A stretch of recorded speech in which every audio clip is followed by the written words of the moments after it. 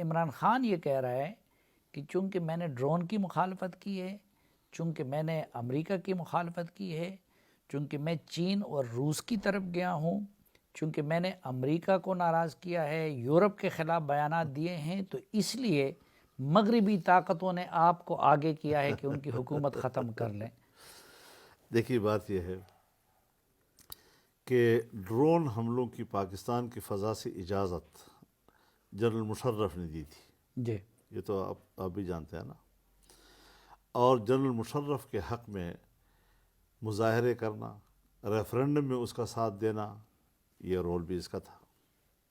سن 1997 میں جب واشنگٹن کے اندر پاکستان کے وزیر خارجہ کی میٹنگ ہنری کیسنجر کے ساتھ ہوئی تھی، جو آج بھی زندہ ہے، امریکہ کا دماغ کہلایا جاتا ہے، اور جس میں گولڈ سمتھ بھی اس مجلس میں موجود تھا، اور اس میں ہمارے وزیر خارجہ کو وہ کہتا ہے کہ ہمارے لونڈے کا خیال رکھا کرو، لک آفٹر اور بوائے۔ یہ عمران خان کا ذکر کر رہے ہیں، ہاں، اور یہ کون سے وزیر خارجہ تھے؟ یعقوب خان۔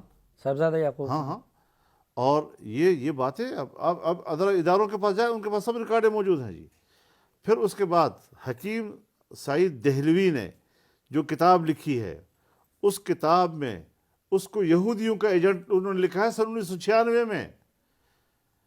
آپ کے نوائے وقت اخبار نے 1996 میں یہ خبر چھاپی ہے، مصر کے ایک اخبار نے یہ خبر چھاپی ہے کہ وہ کس کا ایجنٹ ہے اور کس مقصد کے تیار کیا جا رہا ہے، اور کسی وقت وہ پاکستان میں ان کو لائیں گے جی۔ لیکن مولانا صاحب وہ تو طالبان کی حمایت کر رہے تھے، آج بھی طالبان کی وکالت کر رہے ہیں، ڈرون حملوں کے خلاف وہ کہتے ہیں سب سے زیادہ میں بولا ہوں۔ ڈرامے نہ کریں نا، یعنی ایکسپوز ہو چکا ہے۔ لندن کے اندر جب میئر کا الیکشن ہو رہا تھا، اور جس میں ایک پاکستانی نژاد وہاں میئر کا الیکشن لڑ رہا تھا، تو یہ اس شخص کی کمپین کے لیے گیا جس کے پیچھے موٹو لکھا ہوتا تھا کنزرویٹو فرینڈز آف اسرائیل، اس کے لیے کمپین کی انہوں نے۔ لیکن اس کے ساتھ اس کی دوستی تھی جیک سمتھ کے ساتھ، اور دوستی کا مطلب کیا ہوتا اس ہے؟ کی سابقہ اہلیہ کا وہ بھی تھا، تو رشتہ داری میں اس نے کیا تھا۔ تو پھر اسرائیلی اور یہودی لابی کے ساتھ جائے، دوستی اپنی جگہ پر، لیکن پبلک کے سامنے جا کر کہنا کہ میں اس شخص کی حمایت کر رہا ہوں کہ جو کنزرویٹو فرینڈ آف اسرائیل ہے۔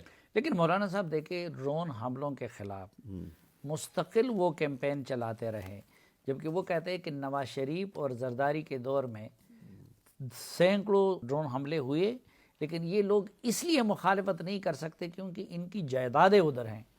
تو یہ بات تو ٹھیک ہے کہ ڈرون حملوں کی مخالفت انہیں کی ہے، ڈرون حملوں کی مخالفت حضرت، اس نے ایک دنیا میں ایک تنظیم ہوتی ہے جو ہر طرف کام کرتی ہے۔ جنگ کے حق میں بھی دنیا میں تنظیمیں ہیں، اس پر ان کو پیسے بھی ملتے ہیں، اور وہ انہی کے لیے کام کر رہے ہوتے ہیں۔ اسی طرح انہوں نے دوسرے پہلو پر بھی کچھ تنظیمیں بنائی ہوتی ہیں کہ اگر کوئی اپوز کرنے والا ہے تو اس حلقے کو کور کرنے کے لیے ہمیں اس طرح کی ایک تنظیم بھی چاہیے۔ لہٰذا یہ دونوں طرف کی تنظیمیں ایک ہی مرکز سے وابستہ ہوتی ہیں، جہاں وار لڑنے والے لوگ ہوتے ہیں وہاں اس کی مخالفت والے لوگ بھی ہوتے ہیں۔